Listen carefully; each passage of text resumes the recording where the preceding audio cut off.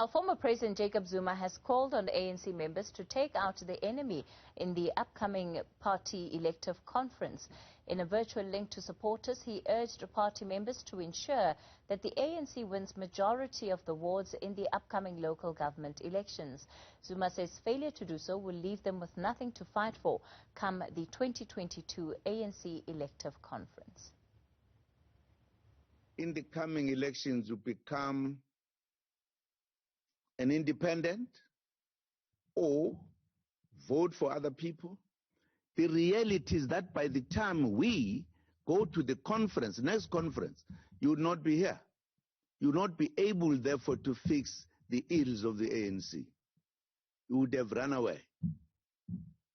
But if we are in, you would be there to help us rebuild the ANC.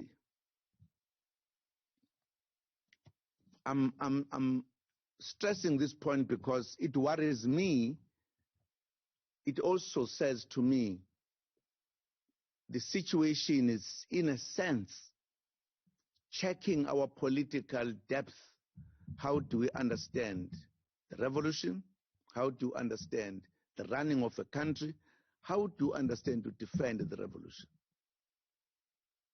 If the enemies come in your house, you can't run away from your house and leave them to burn your house. You must take them out.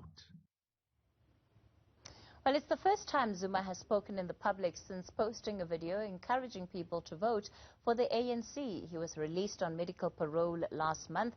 We speak to political analyst Professor Barry Hanyane.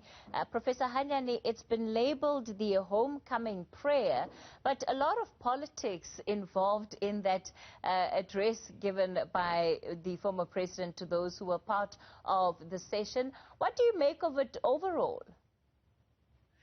Katie, good afternoon to your viewers. Look, it's a bit confusing, rightly so, under the pretext that here is a homecoming prayer and you still want to understand why would a public homecoming prayer be organized, and yet, quite rightly, the address is somewhat political in nature, and it does provide a confusing message. One, it rallies support for the ANC in relation to the local government elections that's coming, but equally it wants to question the legitimacy of the current leadership.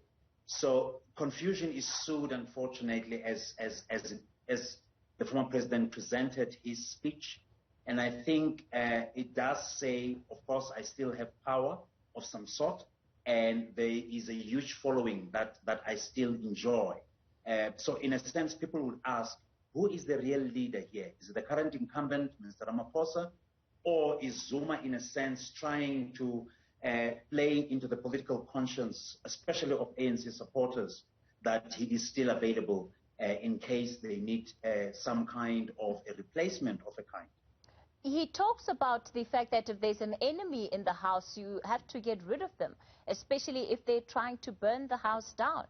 Is this analogy, in your view, specific to the ANC right now? Who are the enemies that are trying to burn down the ANC? And if they must be eliminated, in what ways?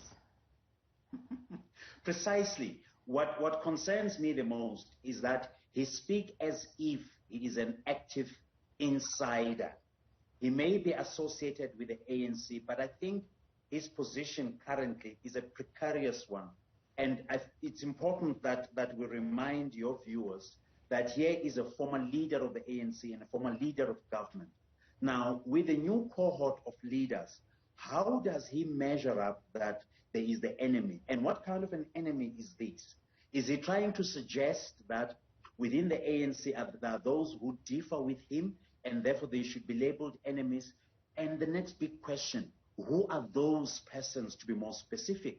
So it's a bland kind of a statement that unfortunately provides vagueness and less specific at a time when he needed to be upfront with issues. So in a sense, it does play out to that narrative of saying, look, I'm a victim overall, and unfortunately I continue to be a victim. let's talk about those ANC leaders that were part of this homecoming prayer. And it's really the same group that we have seen gathered to support the former president when he's appeared in court on multiple issues. Are you reading anything into that? Yes, it sounds more like a band of disgruntled leaders of the ANC who at some stage enjoyed all the support that you can think of, but for some reason, and especially because of their behavior within the party, found themselves outside. And they no longer have what we could call an inside influence. And in a way, frustration is kicking in, and they are bending amongst themselves to form a formidable kind of a force, which I struggle to understand. But again, it does speak overall to the factionalism that exists within the ANC, that indeed there are those who want to see themselves as radicals versus perhaps the right side of the ANC, of persons who would like to see the ANC regain its integrity, which I suspect will be an uphill battle to deal with. Do you think some of the top 6 officials watching today's proceedings, particularly those who were not there, have reason for concern about what this means for their organization and the impact that this kind of organizing and mobilizing can mean over the next couple of months? Well, Kathy, it's a divisive reality that the ANC now must start to deal with. That within the party there are those who yield this quasi-power that seeks to, unfortunately, divide the party instead of uniting the party. And if this continues, I see the temperature increasing, especially in view of the fact that hopefully next year there will be a conference, and they would want to use that platform to unseat the current cohort of leaders. At the top, obviously, the current incumbent, Mr. Ramaphosa. Whether that will succeed or not, we'll have to wait and see. But at this stage, it's a mobilization that seeks to highlight the fact that not everybody within the ANC is happy with the current leadership.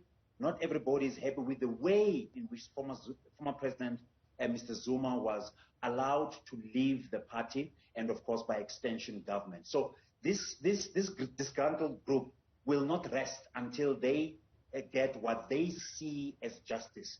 If you go back to today's speech, he speaks of justice of a kind, of saying the apex court also, in a sense, discriminated against him. So it's a way of drumming that narrative that here I am being a victim of my own party. So everyone else must feel sympathetic towards him and those who support him. Political analyst Professor Barry Hanyane, let's leave it there for tonight.